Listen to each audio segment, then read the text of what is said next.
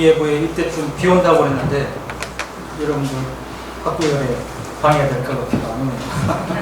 돌아가실 때까지 날씨가 좋길 바랍니다. 자, 오늘 그 능엄경의 그 성립사적인 내용들을 쭉 살펴볼 텐데요. 능엄경을 찬송하게 된 과정, 배경, 목적 이런 것들을 쭉 살펴보도록 하겠습니다.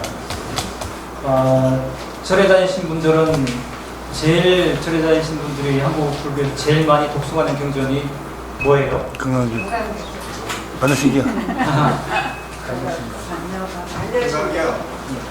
천수경과 반야신경이죠. 네, 천수경과 반야신경이 한국 불자들의 제일 많이 독송하는 경전이고, 왜냐하면 의례 경전이니까. 근데 천수경과 이 반야신경의 그 공통적인 특징이 있어요. 특징이 뭘까요? 내용은 이게 달라요. 반야신경은 지혜 경전이고, 그리고 천수경은 관세음보살님의 그 자비에 대한 말씀인데, 그 여러 가지 특징이 있겠지만 둘 다 이 관세음보살님 경전이죠. 반야신경도 관자재보살이라고 했지만, 관자재보살은 구마라섭 스님이 아발로키테스바라를 관자재로 거정을 했고, 천수경에는 관세음보살인데 현장 스님이 아발로키테스바라를 관세음이라고 한 겁니다. 같은 보살이에요.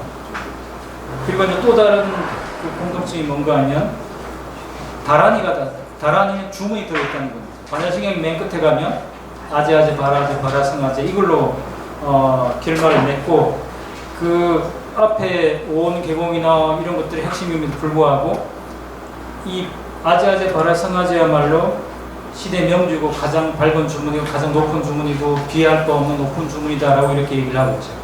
그 반야신경의 핵심이 아제아제 바라제 바라승아제라고 하는 그 밀교적 부분이 있다는 겁니다. 천수경도 마찬가지죠. 천수경은 그 천수다란이를 중심으로 앞과 뒤로 이렇게 구성이 되어 있습니다. 그래서 천수경의 핵심은 천수다란입니다. 천수다란이가 천수경의 핵심이고, 그 다란이가 결국은 이제 관세음보살님의 자비 정신이 다란이로 이제 발현된 거고, 다란이가 곧바로 관음보살의 자비이고, 자비가 곧바로 다란이, 이런 구조가 천수경이거든요. 그런 경전을 또 찾으라고 그러면 능엄경입니다. 능엄경도 천수경과 같은 구조예요.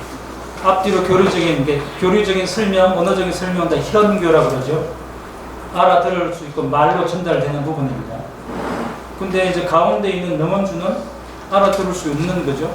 물론 그걸 풀만 알아들을 수 있지만, 산스크리트 풀만 알아들을 수 있지만, 그것 하나의 다란이나 그 주문은 내용 번역이 이렇게 별로 안 중요한 겁니다. 그건 하나의 그 주문이기 때문에. 그래서 이 능엄경도 보면 가운데 이제 능엄주가 들어있죠. 그리고 이제 그 능엄주 앞뒤로 이렇게 교리와 수행을 설명해 놓고 있는 경전입니다.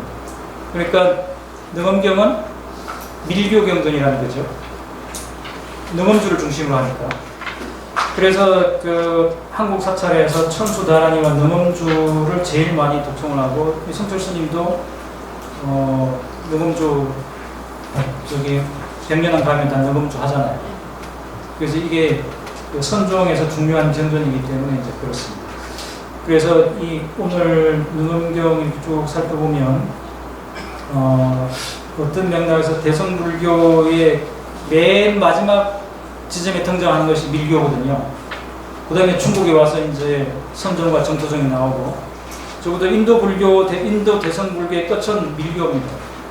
그 밀교적 전통이 녹아 들어있는 것이 바로 이 능엄경이고, 그 이전까지 모든 불교 사상을 이렇게 능엄경에서 총괄하는 그런 맥락을 갖고 있습니다. 그래서 아무튼 오늘 제가 주로 살펴볼 내용은 경전 내용 자체에 대한 것보다 능엄경이 어떻게, 어떤 목적으로, 어떤 배경 속에서 왜 성립되었는가 하는 그런 성립사적인 주제가 제게 주어진 주제고, 그래서 어떤 맥락에서 보면 경전 자체에 대한 내용이 아니라 주변적인 이해이기 때문에 저는 재밌습니다만 여러분은 재미없을 수도 있습니다. 재미없어도 그건 뭐 여러분 문제고 나는 재밌게 말씀드릴게요. 자, 능엄경의 어떤 그 경전적 이상과 가치에 대해서 좀 살펴보겠는데요. 일단 능엄경에 대한 공식적인 기록은 이렇습니다. 당나라 신룡 2년, 서기로 치면 705년입니다. 705년에 사문 반자밀제라고 하는 인도 스님이 이 경전을 번역을 했다. 이것이 이제 우리가 일반적으로 능엄경에 대해서 유통되고 있는 통설입니다. 오늘 살펴볼 내용은 이 내용이 과연 진실이고 과연 능엄경은 인도에서 넘어온 진경인가라고 하는 부분입니다. 자, 먼저 이제 제목을 한번 보죠. 대불정 열애미린 수중요의 제보살만의 수능엄경. 이게 이제 능엄경의 긴 제목이고, 이 긴 제목은 가장 오래된 판본이 도난본에 이렇게 나와 있습니다. 그런데 송나라 때 능엄경에 대해서 추석서를 쓰신 장수자선이라고 하는 스님의 해석을 보면 능엄경의 이 제목을 크게 세 단락으로 이렇게 설명을 합니다. 첫 번째가 대불정은 큰 부처님의 정수리 이런 뜻이죠. 이 큰 부처님의 정수리, 그러니까 부처님의 정수리 하니까 이게 우리가 핵심이란 뜻이겠죠. 저기 쌍계사에 가면 육조 정상탑이 있습니다. 쌍계사 가면 육조 스님의 머리를 모셔놓은 탑이다 이거죠. 근데 뭐 그 쌍계사 안에 있는 그 석탑 안에 육조 스님 머리 있겠어요? 해체 안 해봐서 모르겠지만 저는 없을 거라고 봅니다. 근데 왜 정상탑이라고 했을까요? 육조 스님이 핵심을 가져왔다 이런 얘기겠죠. 정말 육조 스님의 그 육신으로서의 머리를 가져와서 정상이 아니라 육조 스님의 가르침의 핵심, 그걸 가져왔다는 맥락으로 정상탑이라고 했을 겁니다. 마찬가지로 이 장수자선 스님도 큰 위대한 부처님의 정수리 이런 붙인 것은 부처님의 이 경전의 그 불법의 핵심이다 이런 이제 의미를 갖고 있기 때문에 장수자선도 이 대불정을 법체라고 분류를 했고요. 그 다음에 열애미른 수정요의, 이것은 이제 부처님의 불파, 부처님이라고 하는 결과다 이렇게 봤고, 그 다음에 제보살만의 수능엄은 성부를 위한 모든 수행을 갖추는 것이다 이렇게 이제 해석을 했습니다.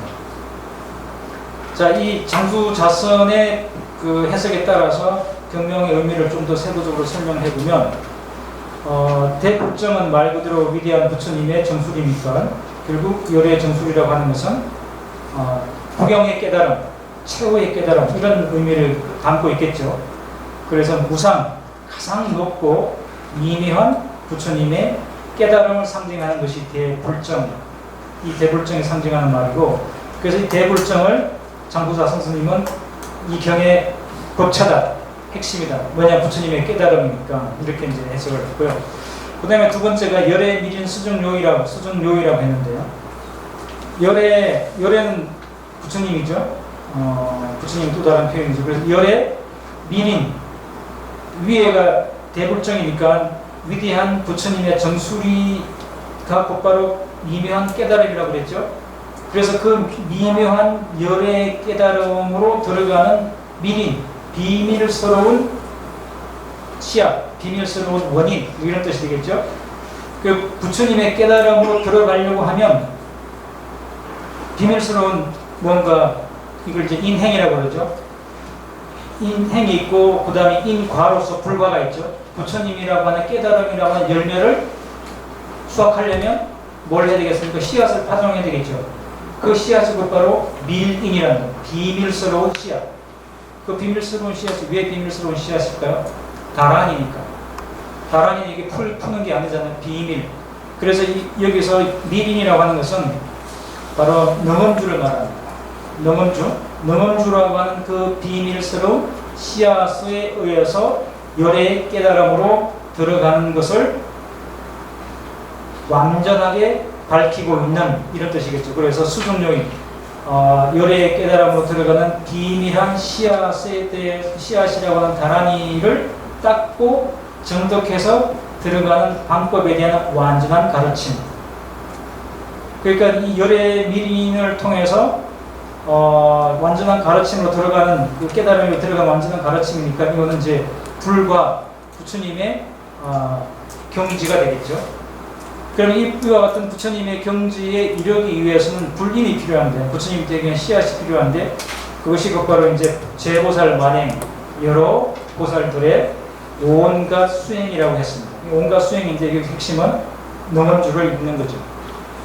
그래서 위대한 부처님의 핵심적 깨달음인 깨달음의 세계에 들어갈 수 있는 비밀한 씨앗, 비밀한 그 수행에 대해서 닦음과 정덕에 대한 완전한 가르침, 그 가르침을 얻기 위해서 여러 보살들의 온갖 수행의 결과로 얻게 되는 수능엄, 이렇게 이제 되는데, 이 수능엄이라고 하는 것은 그 슈람다마라는 수능엄은 모든 일의 국군에서 흔들림이 없는 경지, 일체사 필기형 견고라고 했습니다.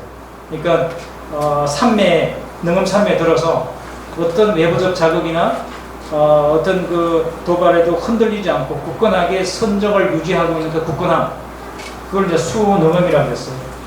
그래서 영어로 firmly maintaining all dharma, 모든 법에 굳건하게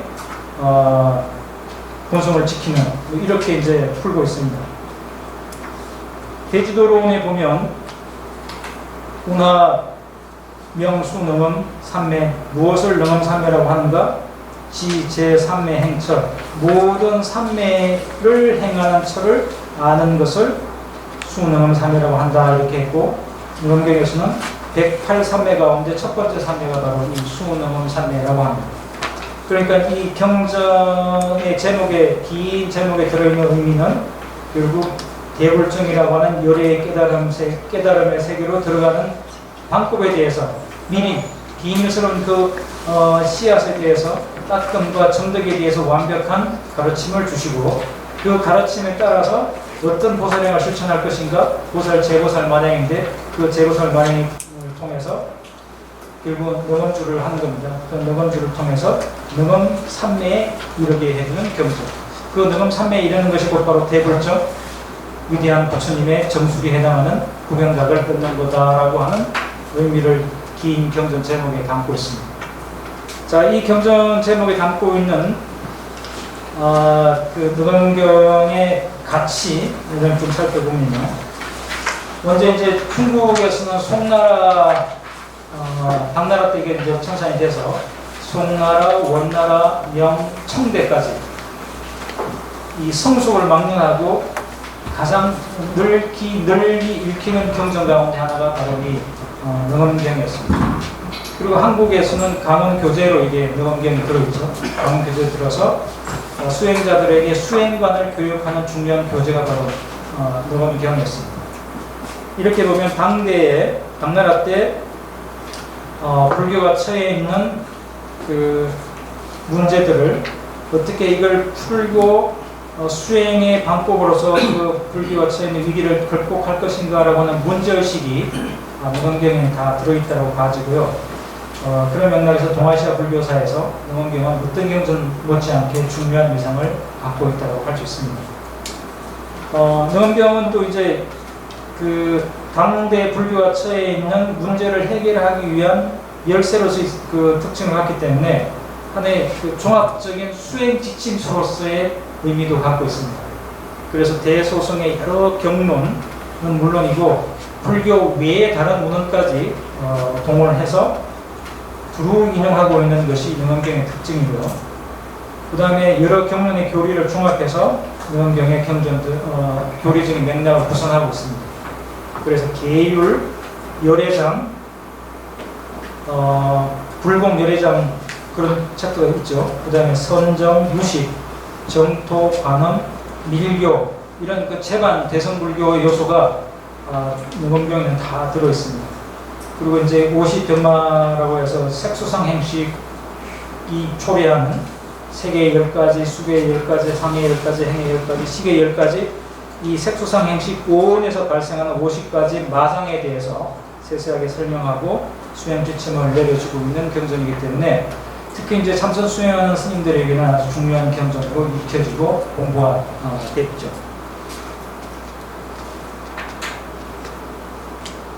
그 다음에 이 능엄경이 그 불교학자들, 그러니까 그 중국 교학생들에게 어떤 의미를 갖는가를 살펴보면 일단 능엄경에 대한 주석서가 방대합니다.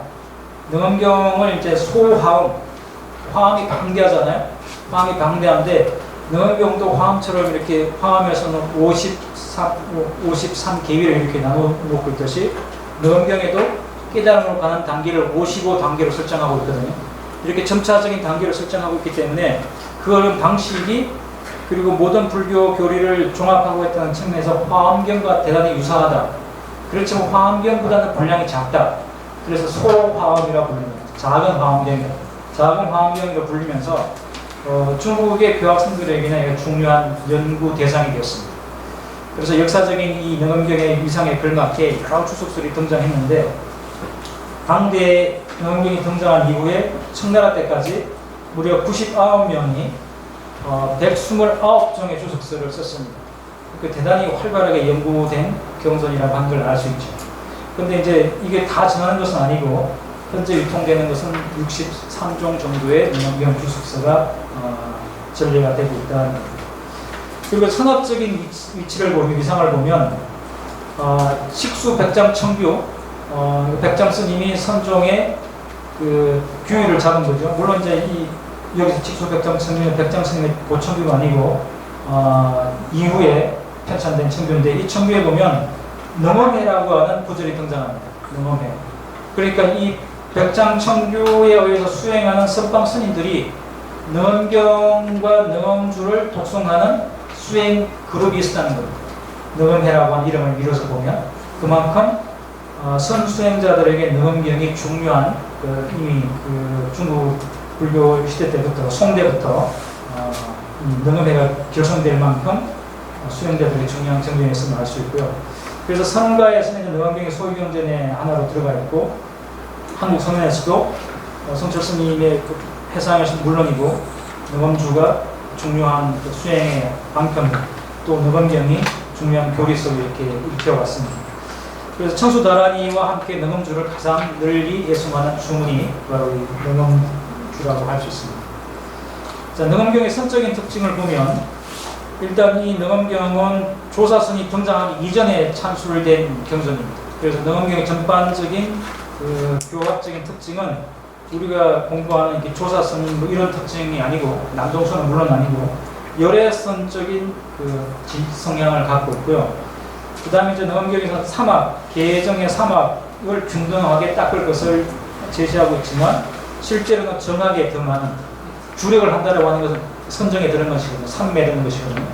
그래서 정하게 더 초점을 두고 있고 수종는 깨달음과 닦음과 그 깨달음이라고 하는 차원에서 바라보면 조사선에서 얘기하는 돈수보다 도노 점수론에 입각해 있습니다. 왜냐하면 55단계의 절차를 밟아서 올라가는 거니까. 그러니까 우리가 쭉 공부하는 돈수적인 전통에서는 어울리지 않는 경전이라고 할 수 있죠. 그렇지만 돈수, 점수 이렇게 다 따지면 읽을 경전이 별로 없어요. 그건 우리가 소화해내서 우리가 읽을 일이고 처음부터 이건 돈수다, 점수다 뭐 이렇게 구분해서 읽을 일이 아닙니다. 우리가 다양하게 읽고 우리 그릇에 맞게 그 자양분으로 삼으면 되는 거겠죠.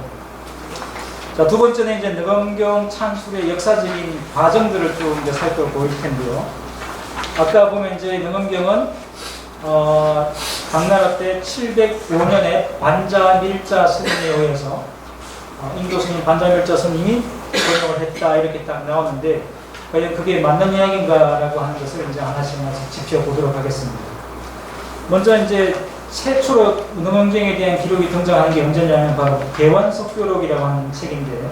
개원석교록은 730년경에 지성이라는 스님이 쓴 책입니다. 이렇게 여러 경전들에 대한 일종의 불서 해설 사전 같은 그런 성격을 지니고 있는 게 개원석교록인데 이 개원석교록에 최초로 너건경에 대한 이야기가 나오는데 대불정 열애미린 수종료의 제보살 만행 수너건경 전체 풀 네임이 등장하고 있습니다. 일부 10곡이 있다.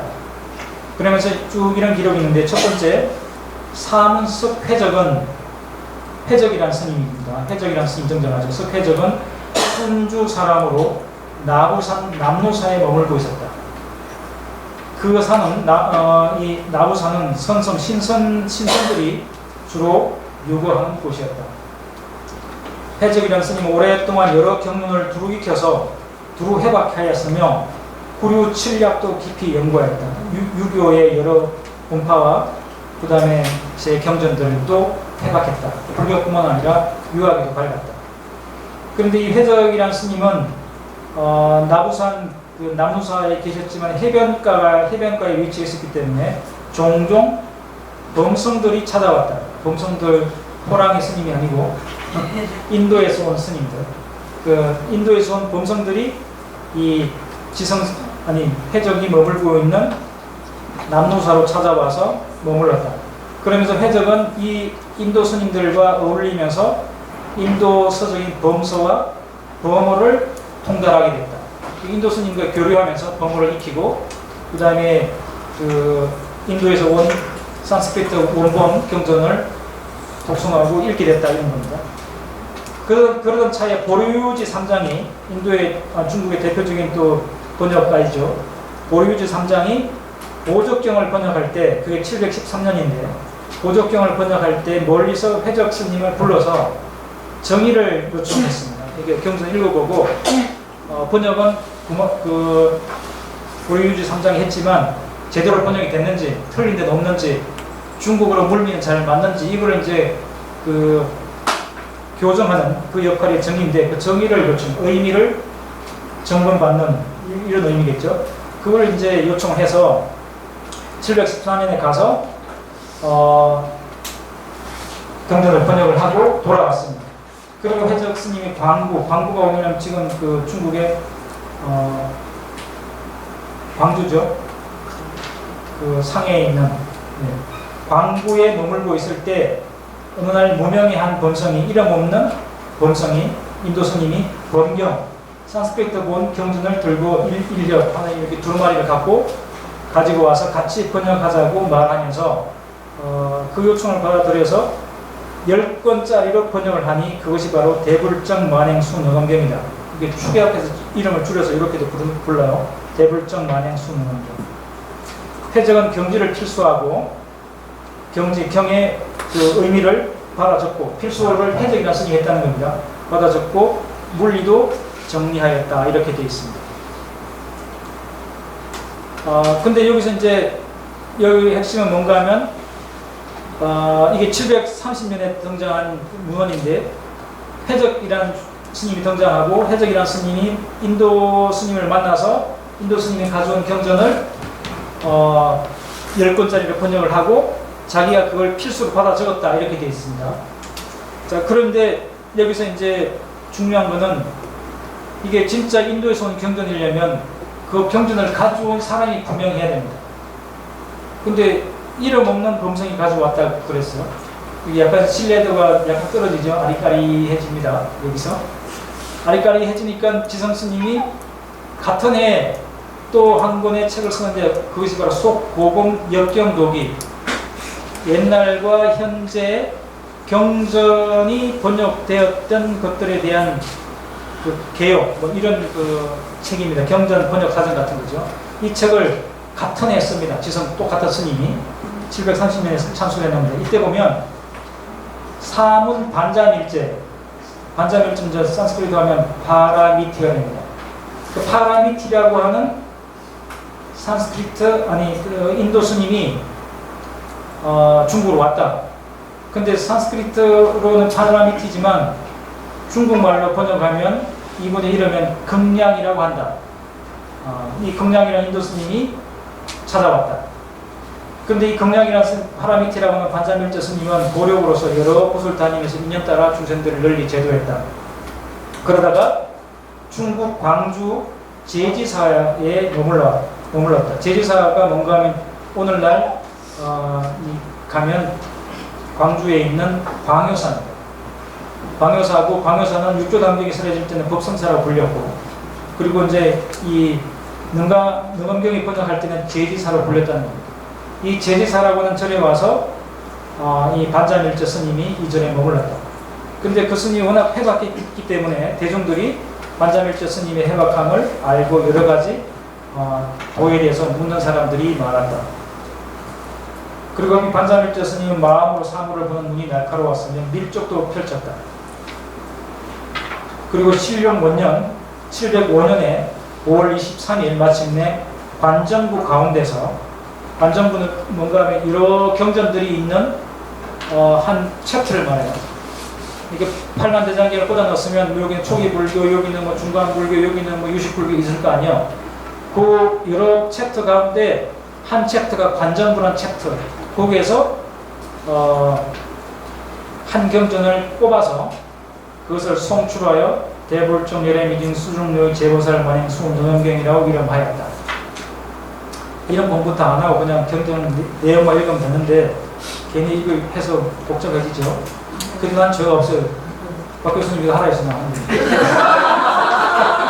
난 이 제목 정한 게 아니야. 능엄경이 왜 이렇게 성립되는지 성립사에 대해서 얘기해달라고 해서 하는 겁니다. 재미없으면 박 교수님이 탓하고 저 탓하면 안 돼요.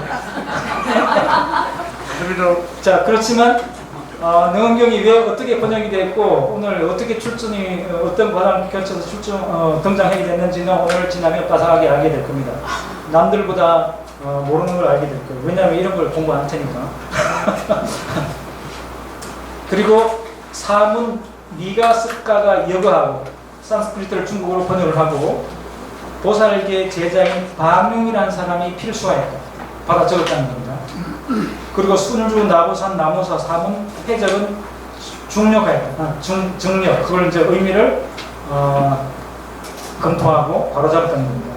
그리고 그 스님은 누굽니까? 반자멸자는 경전을 번역하는 일을 마치자마자 배를 띄워서 서쪽으로 떠나버렸다 이렇게 되어 있어요. 자, 이게 보면 한 스님의 찬술이에요. 지성이라는 스님이 730년에 쓴 두 개의 문헌 가운데 앞에 그 개원석교록과 속도금 역경 도기의 내용이 확연하게 다름을 알 수 있죠. 자, 확연하게 어떻게 다른가 두 문을 비교해 보면 일단 이 두 문헌 가운데 그 개원석교록이 먼저 편찬된 거고 같은 해에 나왔지만 그 다음에 이제 두 번째 예를 들었던 것이 시기상으로 늦게 편찬된 문헌인데 이 첫 번째 문헌에 보면 해적이란 인도 스님 이름 안 나와요. 해적이란 중국 스님 이름만 나오죠. 그리고 해적이란 스님이 남노사에 있었는데 그 남노사 주변에 인도 스님들이 와서 많이 머물렀다. 그래서 경전도 갖고 가다 보니까 신약을 놀다 보니까 산스크리트도 알게 되고 그래서 번역하게 됐다 이렇게 됐는데 두 번째 문헌은 어떻게 됩니까? 첫 번째 문헌에 등장하지 않았던 인도 스님 이름이 똑하니 등장하죠. 반자밀제, 파라미티라는 이름이 등장합니다. 첫 번째는 없던 이름이 두 번째 등장하죠. 그 다음에 몇 년, 몇 월, 며칠날 했다는 것이 다 나와요. 그죠? 그 다음에 이제 번역을 누가 했다. 그 다음에 필수를 누가 했다. 필수는 또 자기가 아니에요. 또 다른 제3의 필수가 등장하고 회적이라는 스님은 정의를 했다. 내용을 검토하고 교정하는 역할을 했다. 이렇게 나옵니다.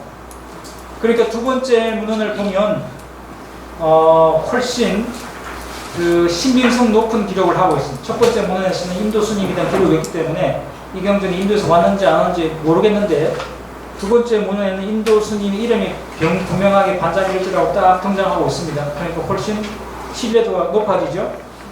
그래서 두 번째 문헌에서는 정상적인 역경 과정에 대한 기록의 그 중요한 정보들을 다 갖추고 있다는 겁니다.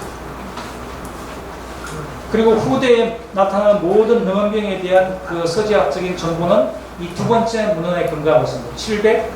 705년에 반자밀제 스님이 번역했다. 근데 과연 그럴까? 과연 그러면 제가 이렇게 얘기 않겠죠? 안 그렇다는 거예요. 여러 가지 이제 내용을 보면 첫 번째 개원석결에 등장하지 않았던 방룡이라고 하는 새로운 인물이 등장합니다. 방룡은 누군가 하면 축춘무가 중국의 황제로 있을 때 그 축춘무 그 황제 재직 시에 재상으로 활동했던 정치인입니다. 근데 이 축춘무 시대에 활동했던 재상 방룡이라는 사람이 뜬금없이 나타나서 능엄경 번역을 받아 적었다 이렇게 돼요. 필수였다. 근데 역사적인 기록을 보면 방룡은 705년에 귀양 가서 사망합니다. 그러니까 705년에 귀양 가서 사망한 재상이 능엄경 번역을 받아 적을 수 없겠죠. 그러면 이 두 번째 기록이 틀렸다라고 볼 수 있겠죠. 그러면 왜 이 방룡이라는 이름이 뜬금없이 등장했냐? 방룡이 누굽니까? 재상, 촉천무 시대 재상을 했던 사람이고, 재상을 했던 사람이 이 경전을 받아 적었다 이렇게 되니까 경전적 권위가 확 올라가죠. 이 재상이 이걸 받아 적는 필수 역할을 할 만큼 대단한 경전이다 이렇게 되는 거 아닙니까? 그래서 이 그 두 번째 문헌에서 지성 스님이 노래했던 것은 이미 첫 번째 개원석교록을 탈구할 때보다 훨씬 능엄경의 위상이 높게 평가했다라고 하는 걸 알 수 있습니다. 근데 이와 같은 차이를 두 가지 정도로 분류해 볼 수 있는데, 첫 번째는 지성 스님이 첫 번째 개원석교록 쓸 때는 이 경전을 가져온 스님이 반자밀전인지 누군지 몰랐어요. 정보를 몰라서 아직까지 공부가 덜 돼서. 그래서 이름을 누락시키고 무명, 이름을 알 수 없는 인도 스님이 경전 한 협을 가져왔다 이렇게 그냥 했는데, 추가적인 자료조사를 더 하고 얘기를 또 듣다 보니까 그 경전은 반자밀저가 가져왔어 이런 정보를 추가로 얻었을 수가 있습니다. 그래서 두 번째 문에는 그걸 보완했을 수가 있죠. 그럴 수가 있고, 그렇게 보려고 하니까 좀 의심스러운 게 있어요. 왜냐하면 뜬금없이 재상 방룡이 등장한 겁니다. 방룡은 이미 그때 죽었을 시기인데 죽은 방룡이 경전을 필수하다니 귀신이 했다는 얘기가 뭐예요?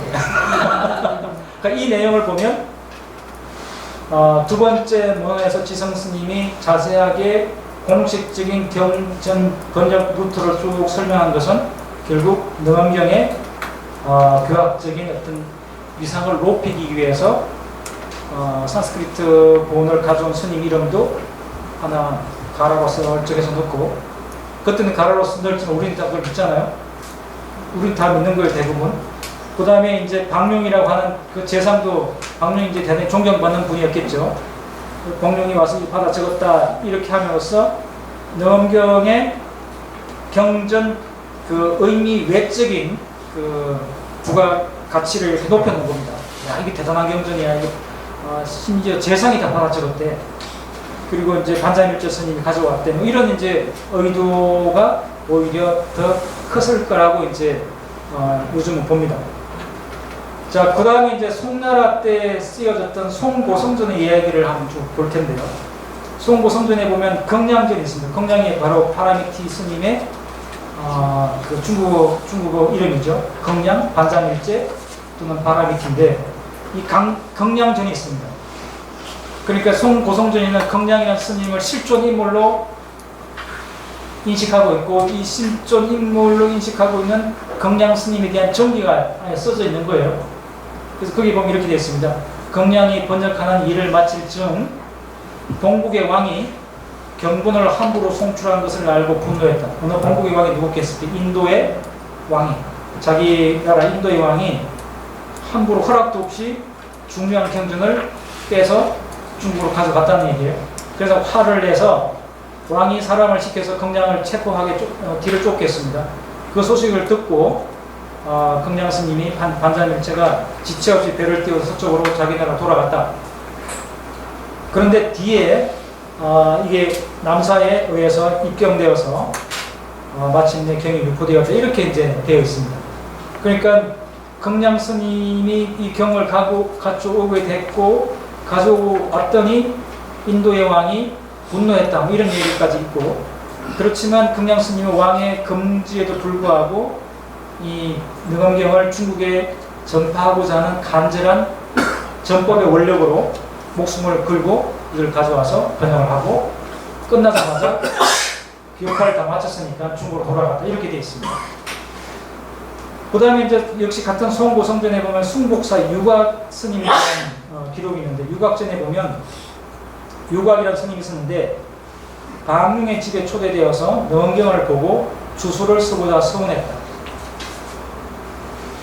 방룡의 집에. 그러니까 방룡이 누굽니까? 능엄경을 받아 적었다라고 재상이에요. 705년에 능엄경을 번역했다고 하는데 705년에 돌아가신 그 재상이 방룡입니다. 그 방룡의 집에 초대해서 갔더니 책장에 능엄경이 똑하니 꽂혀있다. 근데 경전이 보니까 너무 의미가 심오하고 그래서 주석을 쓰고 싶어서 발언을 하고 요청을 한 결과 10년 동안 작업을 해서 766년에 현찬이라고 하는 3권짜리 그 능엄경 주석서를 써서 유통시켰다. 근데 이거는 지금 출본되어 없어요. 없지만 기록에만 있는 겁니다. 이런 기록 남겼다. 그 다음에 이제 흥미로운 것이 이 숭복사 유곽 스님 전에 보면 신수가 누굽니까? 신수가 뻔하죠, 여러분들? 예, 신수가 뻔한 스님이 있잖아요. 키가 8척이고 육조 해능 스님하고 대비하면 너무 잘생긴 신수 혼한 스님 신수. 오조 홍익 문화에 있었던 그 신수 스님, 이제 북종 신수. 북종 신수 스님이 내도량에서 능엄경을 봤다. 내도량이 뭔가 하면 황궁 내에 있는 법당. 우리나라는 이건 이제 우리도 내불당이라고 그랬잖아요. 조선시대 때 황궁 내에 있는 불당. 황궁 내에 있는 그 법당에서 신수 스님이 능엄경을 발견하고 그 경의 깊은 의미에 심취해서 자기가 몸속으로 그걸 뺏겼었다는 겁니다. 10권짜리 능엄경을 다 이렇게 받아 적었다는 거예요. 그래서 몸소 지니고 형주 도문사로 그 책을 갖고 갔다. 그리고 후에 해진이라고 하는 스님이 도문사에서 능엄경을 발견하고 그를 다시 유곽을 거쳐서 기주에 줄을 보내게 됐다. 이렇게 이제 유곽전에 나타나고 있습니다. 이렇게 유곽전의 의미를 보면 능엄경이 발견된 장소가 황궁의 내도량이고 그걸 발견하고 의미를 깊이 이해하고 능엄경의 가치를 인정한 사람이 북종 신수라는 겁니다. 그럼 이 경전의 대략적인 사상적인 신화성이 남종보다 북종에 가깝다라고 하는 걸 알 수가 있죠. 남종 스님이 발견했으면 남종에 가까우면 해능 스님이 발견했거나 아니면 뭐 해능 문화의 마조 스님이 발견했고 이렇게 얘기하지 신수 스님이 이 책을 발견했다 하지 않겠죠. 그러니까 이 내용만 봐도 대략 이 경전이 수행론적 관점에서는 남종보다 북종에 가까운 경전이라고 하는 걸 알 수 있습니다. 자, 그 다음에 이제 이것이 어떻게 유통됐는가에 대한 내용은 이제 장수자선, 아까 능엄경을 풀이했던 그 스님이죠. 송대 스님인데, 의소주경이라고 하는 책에 보면 이렇게 되어 있습니다. 3장, 경량을 말하죠. 반자밀제. 반자밀제 3장은 몰래 영경에 들어와서 이 능엄경을 번역하고 자기 나라 왕이 화가 났기 때문에 그 난을 피하려고 곧장 인도로 돌아갔다. 방룡이 입주하였으나 방룡 705년에 돌아가신 축춘 모시절 재상이죠. 방룡이 입주하다. 입주는 이제 이게 황제에게 아래다 이런 뜻이거든요. 방룡이 이제 이 경전의 존재를 알고 이걸 이제 황제에게 아래서 이런 경전이 있다. 이런 경전이 번역되었다.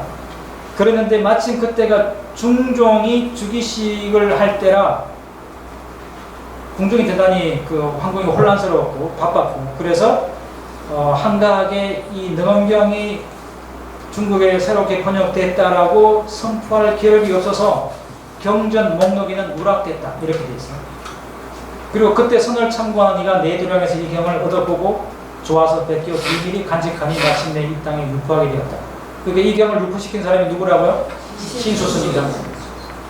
신수선사가 내도량에서 몸소 이 경을 천자에게 아래에 바쳤으면 뺏겨 쓰는 것은 당연하고 신수스님이 천자에게 중종에게 이런 훌륭한 경전이 있습니다라고 보고했다는 겁니다. 그리고 사문 혜진이 아래고 몸소 이 경전을 천자에게 바쳤으며 또한 뺏겨 몸에 지니고 형주 도모사로 돌아갔다. 자, 이 내용은 송고성전에 있는 그 골간을 갖고 조금 이제 살을 붙인 겁니다. 그리고 조금 안에 살이 더 붙었는데 북이 사문 해진이라는 스님이 영적을 쫓아서 신비로운 흔적, 그 경전의 신비로운 흔적을 쫓아서 항상 이 경을 흠모하던 차에 도문사에서 이 경전이 있는 것을 보고 처음으로 과판, 이 주석을 썼다는 겁니다. 분류를 나누고 분석을 하고 그래서 과판을 지었다 이렇게 되어 있습니다. 자, 그러니까 이 장구자성 스님의 기록은 송고성전을 토대로 능엄경이 어떻게 유통되었는지 내도량에서 발견이 됐고 그걸 발견한 스님이 국종 신수 스님이었고 신수 스님이 너무 감동받아서 지가 공수 뺏겼었다. 그리고 지니고 형주 도무사까지 그저 가져갔다 이렇게 되어 있습니다. 그러니까 북종선에서 이 경을 아주 높게 평가했음을 엿볼 수 있습니다. 그런데 능엄경에 대한 최고본은 도낭본입니다. 육조당경도 최고본이 도낭본이죠. 도낭석굴에 이제 비장되어 있던 경전이기 때문에 도낭석굴에서 발견된 능엄본이 최고 경전인데 그 최고본인 도낭본 능엄경에 의하면 지금까지 쭉 이분들이 여러 살을 붙여서 얘기한 그럴듯한 이야기가 하나도 안 나온다는 거예요. 그러면 지금까지 제가 입에 침이 마르도록 한 얘기는 다 뭔가요? 후대에 만들어졌을 가능성이 대단히 농후하다. 여기는 최고본이 이렇게 되어 있습니다. 대불정 연예 미중 수중 요의 제보살 만행 수능엄경 제1 이렇게 되어 있고 그 다음에 일명 중인도 나란타 대도량, 나란타 대학이죠. 나란타 대도량의 경관정부 경전을 그 소장하고 있는 장경각 관정부록에서 출변행 거기서 꺼내서 따로 유통시켰다 이렇게 되어 있습니다. 관정부에 이와 같은 경전들이 여러 유가 있는데 그 경전 가운데 하나 따로 떼놨다. 자, 요것이 이제 가장 오래된 기록이고 여기에 보면 뭐 반자밀자가 번역을 했느니 뭐 누가 필수를 했느니 강릉이 어떠느니 그런 얘기가 하나도 없다는 겁니다. 자, 그걸 이제 좀 더 그 하나씩 보면요. 오늘 너무 까발리는 것 같죠? 자, 최초에 그러면 송출자가 누구냐? 누가 이걸 최초로 산스크리트본을 중국어로 가져왔냐 이건데 개원석고록에는 이름 모를 범성, 이름 몰라요. 그냥 범성이라면 인도 스님이 가져왔다. 근데 이후에 등장한 그 모든 문헌에 보면 반자밀제, 극량, 또는 파라미티라고 하는 산스크리트 인도 스님이 가져왔고 그것도 나란다 대도량 대장경 관정부에서 송출했다. 그걸 거기서 이제 한번 꺼내서 송출했다. 이렇게 되어 있습니다. 그러니까 송출자 문헌이 최초 문헌에는 그냥 이름 모를 범성이고 이후에는 반자밀제라고 하는 구체적인 인물이 등장하고 있다는 거고. 그 다음에 두 번째 내도량 득공술인데 황공에 있는 법당에서 이걸 찾은 것이 신수란 얘기죠. 국종 친수 스님이 내도량에서 능엄경을 득본을 했고 그리고 친수 스님은 696년에 낙양으로 그 초빙되어서 성공사에서 705년에 입적을 합니다. 그러니까 이 내도량 득본선이 진실이에요, 아니에요? 705년에 이미 돌아가시는데 언제 이게 내도량에 가서 능엄경 번역을 하고 뺏겼으냐는 얘기예요. 그러니까 신수 스님도 내도량에서 이걸 발견하지 않았다는 이야기죠. 그런데도 신수 스님이 왜 등장시켰을까요? 아마 이때는 신수 스님이 그래도 중앙 귀족들로부터 인정받는 최고 스님이었습니다. 그때 해능선이 계셨지만 해능선이 조금 남방 변방에서 오랑캐로 평화받고 있던 그들 때 아닙니까? 그러니까 이제 이때 그나마 측천무의 부름을 받고 인내쓸 것도 하고 인정받는 고성이 신수 스님이었기 때문에 신수 스님이 이 경전을 인정했다라고 하는 그 가치를 높이기 위해서 내도량 득본설도 사실은 후대에 기술됐을 가능성이 높다. 그 다음에 이제 판본이 두 개인데요. 해적이 필수로 받아 적었다라고 하는 판본. 그 다음에 그 방룡이라고 하는 재상 방룡이 받아 적었다라고 하는 이 번역본. 이 두 가지 판본이 있는데 내용을 비교해보면 한자도 틀리지 않는다. 결국은 그 방룡이라고 하는 분의 이 필수설은 사실은 능엄경의 가치를 높이기 위한 후대의 이야기였을 가능성이 높다. 그러니까 여러 가지 다그는 거죠. 반자밀제라고 하는 스님이 가져왔다라고 하는 것도 그렇고, 네드랑에서 신수 스님이 발견했다라고 하는 것도 그렇고, 그 다음에 능엄경의 판본이 두 개라고 하는 것도 그렇다. 전반적인 내용을 쭉 보면 사실은 전부 다 능엄경의 의학적인 가치를 높게 현찬하기 위해서 이렇게 요새 이걸 분식이라고 그러거든요. 분칠을 했을 가능성이 높다. 능엄경이 분칠을 참 거예요. 대단하게 분칠을 했다. 자, 그 다음에 이제 그 필수 해적과 방룡에 대한 평가를 좀 보면 이미 어느 정도 얘기됐죠. 능엄경의 기록에 따라 705년 5월 23일 이게 이제 지성 스님의 두 번째 기록이 이렇게 날짜까지 나왔죠. 그렇지만 해적은 최초 문헌에만 필수자로 나오고 뒤로 가면 정의자로 나옵니다.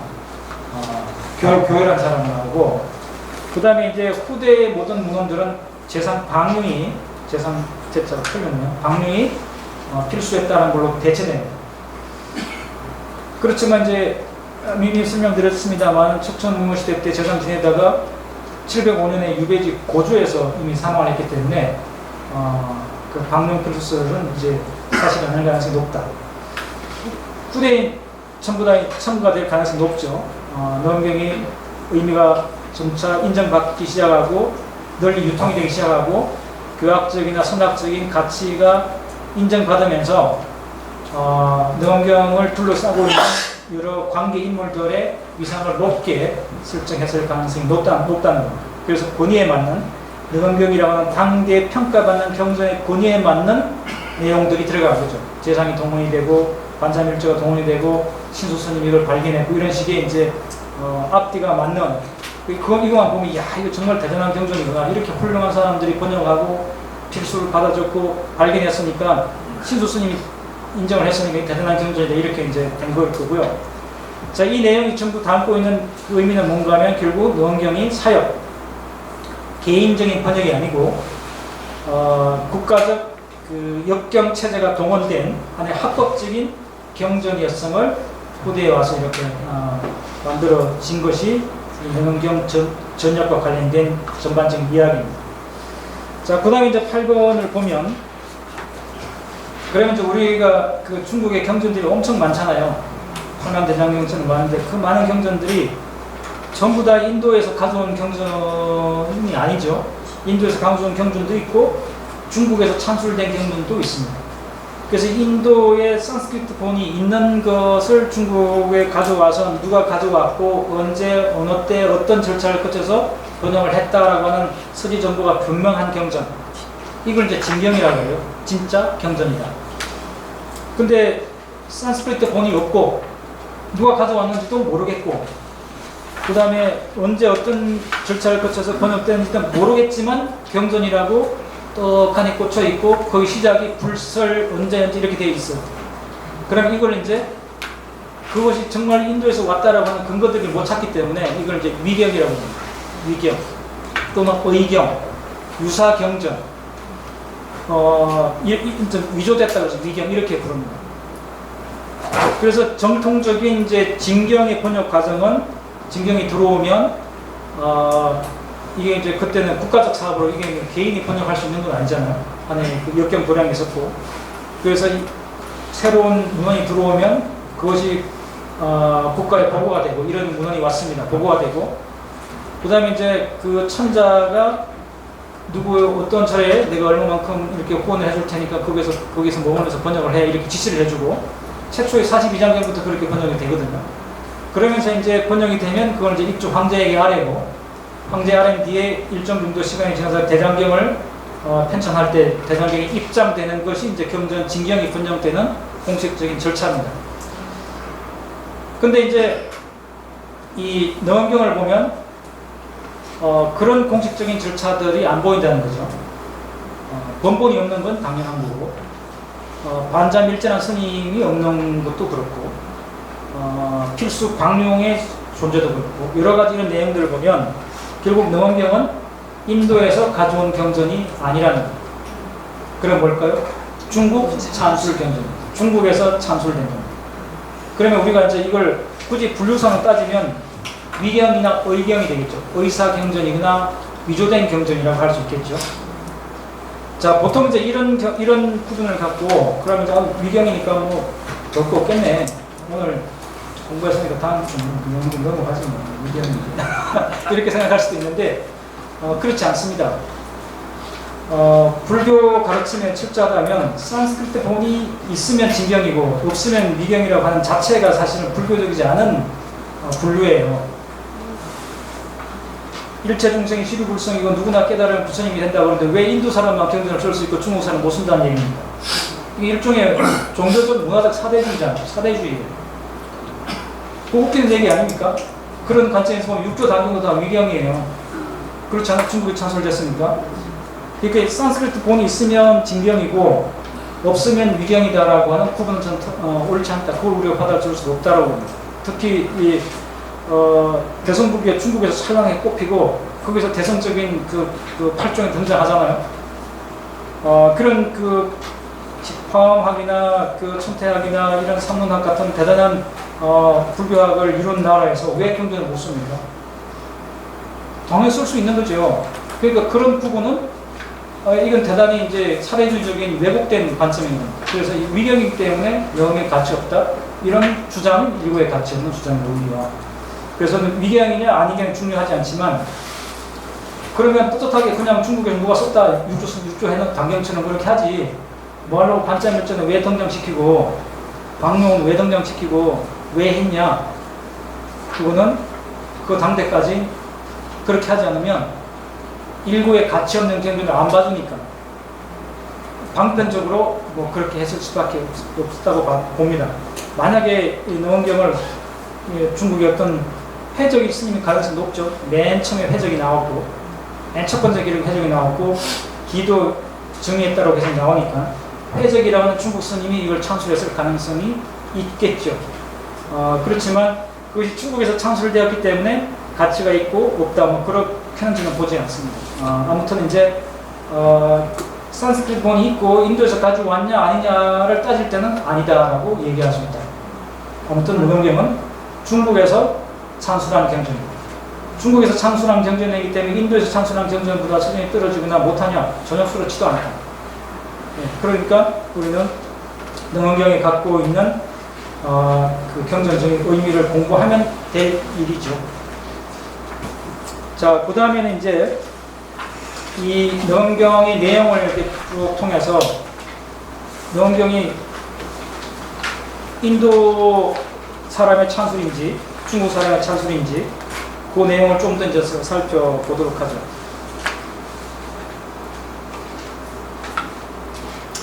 쉴까요? 예, 잠시 쉬겠습니다.